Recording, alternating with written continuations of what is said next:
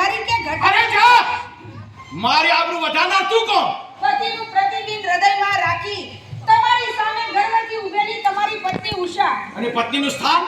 સૂર્ય પહેલા ઉગતી ઉષાને પૂછો, કૃષ્ણનું નામ લેતા પહેલા રાધાનું નામ ઉચ્ચારતી દુનિયાને પૂછો, શંકરની જટામાંથી સરી પડતી ગંગાને પૂછો. તો એનો જવાબ પણ ધ્યાનથી સાંભળી લે કે ગંગા શોભે છે ક્યાં સુધી કે ભગવાન શંકરની કેશ કલાકમાં વીંટળાઈ હોય છે ત્યાં સુધી.